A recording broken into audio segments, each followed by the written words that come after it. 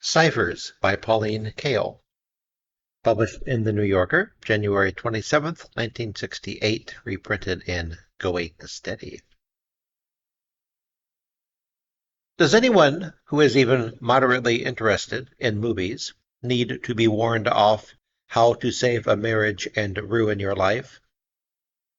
That seems as superfluous as warning a gourmet against canned spaghetti. The producer and co-writer of How To is Stanley Shapiro, who was also a co-writer of Pillow Talk, Lover Come Back, and That Touch of Mink. For the first, he received an Academy Award, and for the others, Academy Award nominations.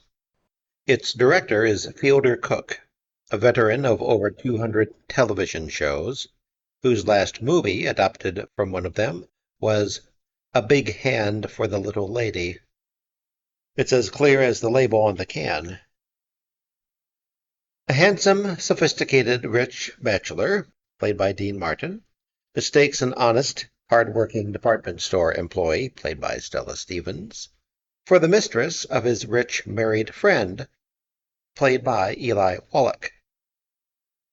How To is from an original screenplay that could well have been a Doris Day reject. It has the same pathetic running joke of the consummation postponed again and again. Now that the Motion Picture Association production code has been revised, Shapiro's obsession with virginity makes him seem rather stubborn. Really, not all the old ways were best.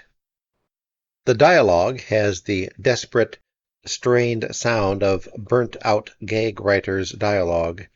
The wisecracks come out sour cracks, nastiness pretending to be low-down wisdom. How To isn't one of those happy accidents, like the Oscar, in which bad taste transcends itself. It isn't flamboyant enough. Perhaps it was picked for the Radio City Music Hall in the same way that some people buy art to go with the furniture. That is, in order to blend with a stage show, a unicycle act, a comic, xylophonist, the music hall ballet company in Grieg's symphonic dances, the symphony orchestra playing a Jerome Kern fantasy, and the famed Rockettes in Beauty and the Beat. As for Sebastian, moviegoers have almost no way of knowing what to expect. Despite such names as Dick Bogard, Lily Palmer, Susanna York, and John Gielgud in the cast, it's a trivial little movie, a London-set comedy thriller about espionage and code breakers, with not much in the way of comedy and less in the way of thrills. It's just classy pulp, but the whole thing goes by before one has time to begin to hate it. This film is also from an original screen story. It was written by men who are known primarily for their work in English television, and it was directed by David Green, a television director here and in England. The suspense never gets going, but Sebastian employs the more mannered acting of English television, and there's a certain appeal in this. The gentlemen are literate, according to a peculiarly illiterate theatrical convention. They make references to mythology and the classics, and from time to time they express their thoughts in florid literary language. A few small jokes come off, or maybe we laugh just because they're so very small.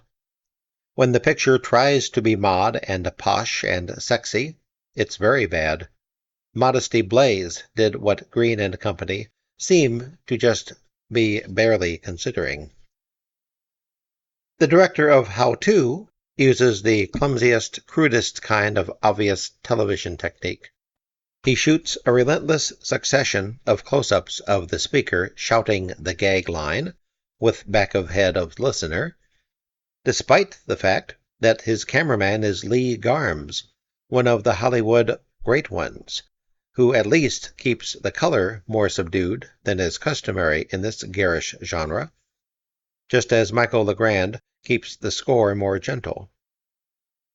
The director of Sebastian is, in television terms, clever. How-to is bad, even of its awful opulent kind. Sebastian is almost, though not, amusing. I haven't singled out the television background of the makers of these movies in order to be snobbish. Most movie directors under 50 have come to movies by way of television, because that is just about the only route that is open. I've pointed to the television backgrounds because, different as they are, these movies have some things in common, and I think they relate to the influence of television. Neither film has any resonance.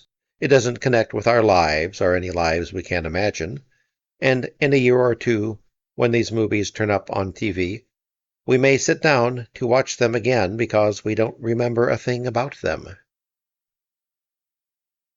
It has been a familiar complaint about movies that they are usually derived from novels, and that they should be based on material written directly for the screen.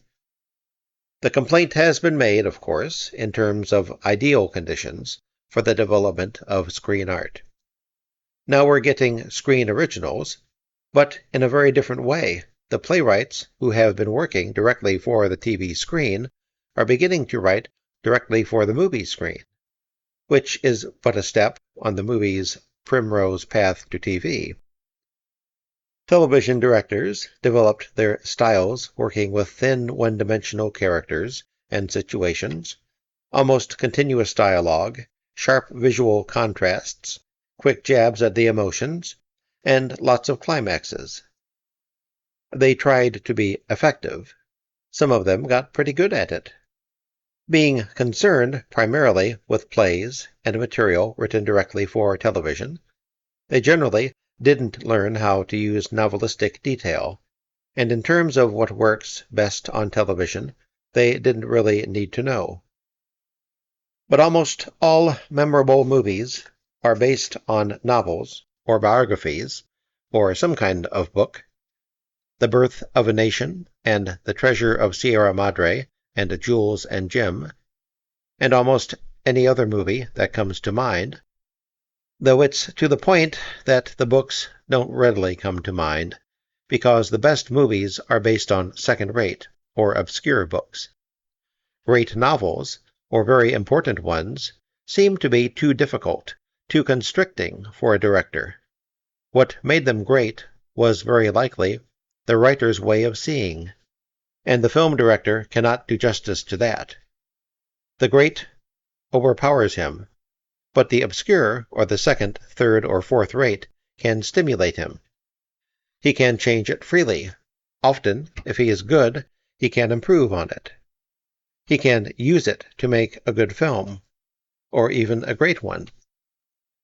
Plays present difficult problems because the dialogue and the action are conceived for the stage, and because dramatic writing is a process of refinement that eliminates the details of environment. Plays don't give a movie director what he needs. But the older generation of movie directors often worked easily and well with novels, which provided atmosphere and detail and layers of observation.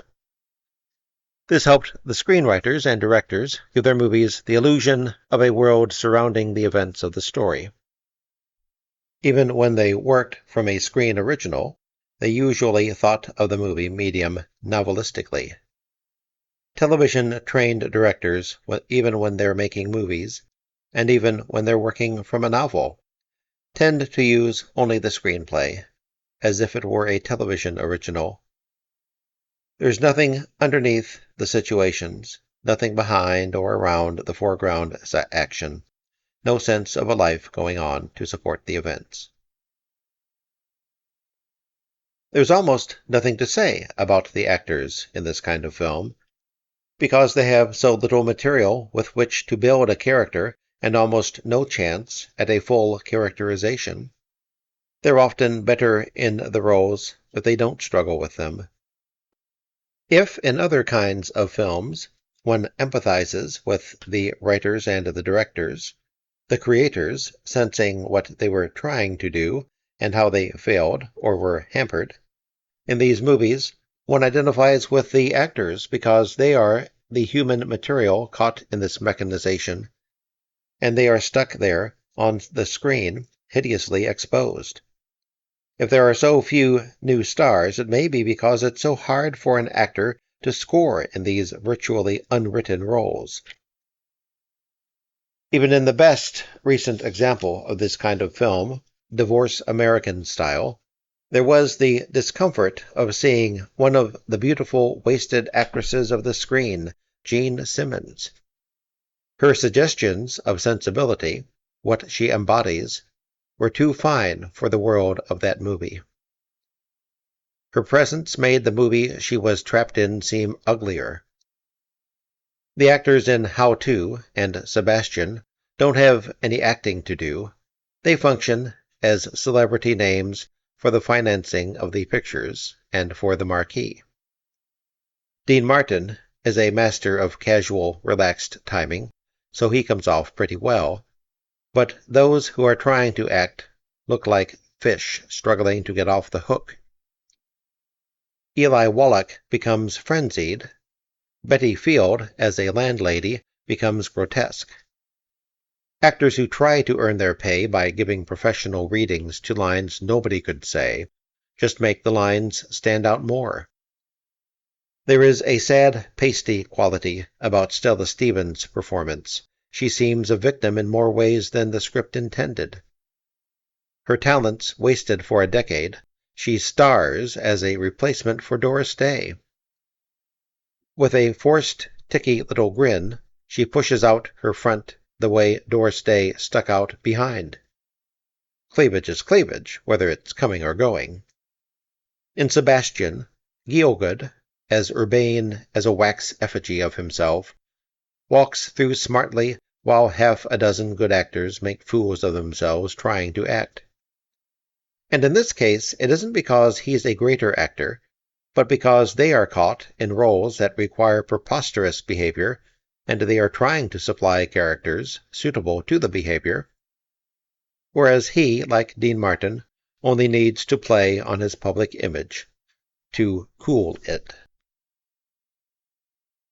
If no character in a movie seems to have a past, one can be pretty sure it was written and or directed by people from television.